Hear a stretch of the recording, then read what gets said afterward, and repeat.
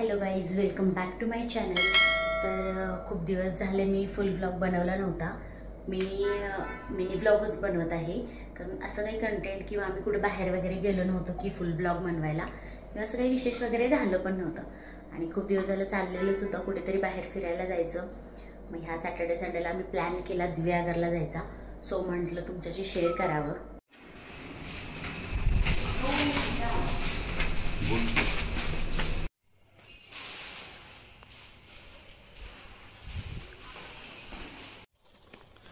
सकाळी 5:30 पावणे 6च्या दरम्यान आम्ही निघालो होतो, कारण तुम्हाला तर माहिती आहे पुण्यातलं ट्रॅफिक.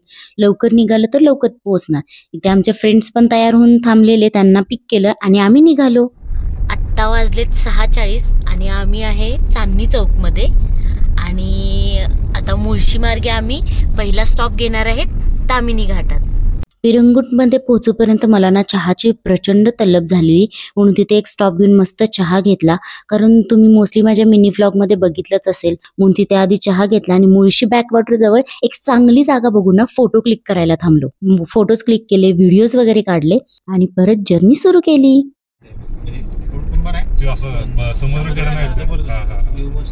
थोड्या वेळानंतर ना कोवळं ऊन पडलेलं आणि वातावरणात एक वेगळाच असा गारवा होता. सगळं अगदी परफेक्ट जुळून आलेलं. असं वाटलं फिरायला जायचा डिसिजन घेतला तो बरंच झालं. काहीतरी पावसाळ्यात खुललेला हा निसर्ग खरंच बघायला मिळाला नसता.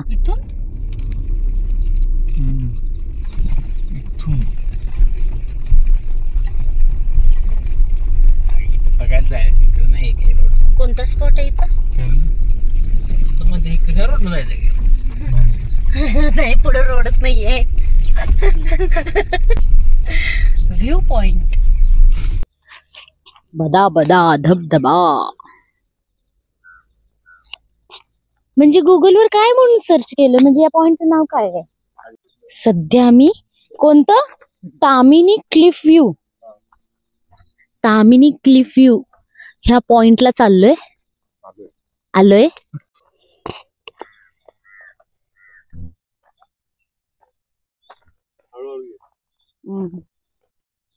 थोडस घसरड झालं इथं. नाही, चलो चलो आगे बढो. पण काय मस्त व्ह्यू आहे. थोडस तुम्हाला चालावं लागेल, पण शेवटी जो व्ह्यू दिसणार आहे ना तो खूप भारी आहे.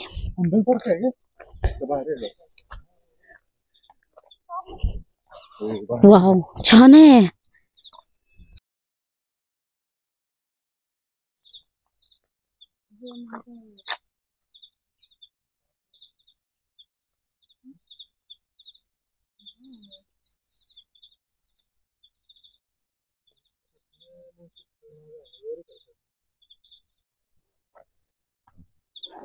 थँक्यू. फोटोज काढून काय करायचंय? लोणचं? फोटो लोणचे, लोणचे फोटो. त्याच्यावर पत्र घालून वापरायला घेऊया. कुठलं? Farm house. होय, चांगला आहे की. म्हणजे तामिनीच्या घाटातूनच जाताना हा एक पॉइंट आहे, तामिनी क्लिफ व्ह्यू म्हणून. छान स्पॉट आहे. तिथून मेन रोड आहे, तिथून तुम्ही जर उजव्या साईडला आतमध्ये येऊ शकता आणि इथून थोडस खाली जाऊन आपल्याला तो पॉइंट दिसेल. इकडून आहे खाली जायला. छान व्ह्यू पॉइंट आहे, तुम्ही बघू शकता. इथे आमचं मस्त फोटोशूट चालू आहे.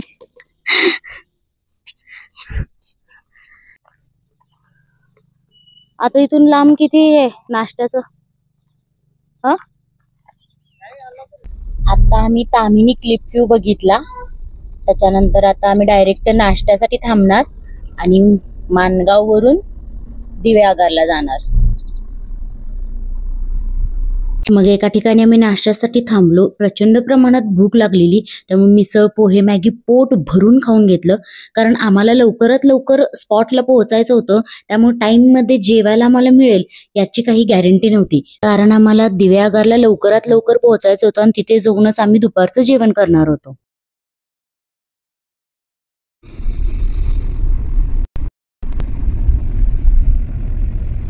सध्या आम्ही ते दिवेआगार बीच जवळ पोहोचलोय. इथे जवळच एक मार्बेला बीच रिसॉर्ट आहे, इथे आम्ही चेक करालोय.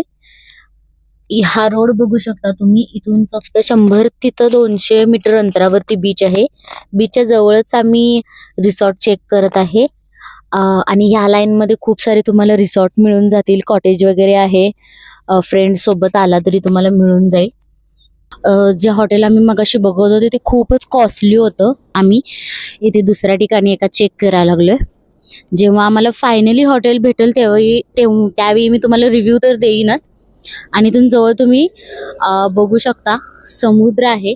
सॅटर्डे संडे असल्यामुळे ना बऱ्यापैकी गर्दी होती. सो आम्हाला वाटलं की बुकिंग वगैरे मिळते का नाही, पण तिथं गेल्यावर लकीली आम्हाला हा स्टे भेटला. आणि सगळ्यात महत्त्वाची गोष्ट म्हणजे अगदी अफोर्डेबल प्राइस मध्ये आम्हाला हा स्टे भेटलेला विथ स्विमिंग पूल. जर तुम्हालाही या रिसॉर्टचं नाव माहीत करून घ्यायचं असेल तर मला कमेंट करा, सगळी इन्फॉर्मेशन मी तुम्हाला शेअर करेन. स्विमिंग पूलमध्ये एन्जॉय करून झाल्यावर फटाफट रेडी झालो. हॉटेलमध्ये जाऊन जेवण वगैरे करून घेतलं. त्यानंतर आम्ही गेलो बीचवरती. तिथे जाऊन मस्त सनसेट एन्जॉय केला. भरपूर फोटोज काढले, काही रील्स सुद्धा शूट केले.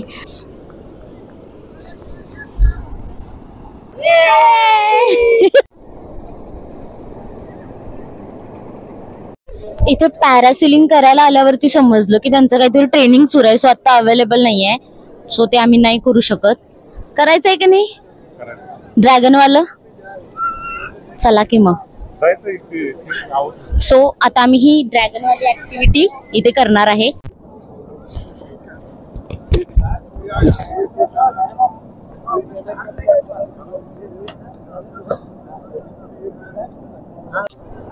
आम्ही सध्या ही आता ड्रॅगन राईड करून आलोय. ही वाली खूप भारी राईड होती. नेक्स्ट टाइम तुम्ही आला आणि तुम्हाला ड्रॅगन राईड दिसली ना तर तुम्ही नक्की ट्राय करा ही. आणि इतकी मज्जा आली, इतका दंगा केला ना आम्ही, खूप भारी वाटलं. ही माझी फर्स्ट वॉटर ड्राईव्ह होती, त्यामुळे खूप भारी वाटलं. कितीला?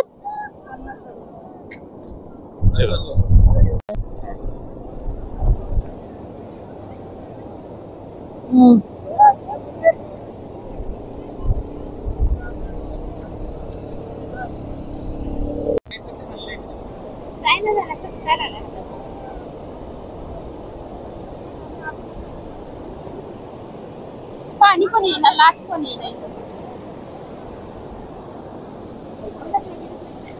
डेंजर दिसतंय तुला.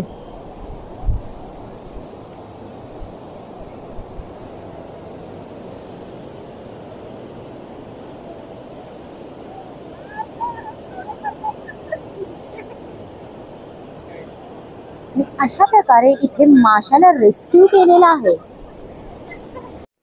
मस्त इथे उन्हाचा डाव रंगलाय. आता किती वाजेपर्यंत खेळायचं?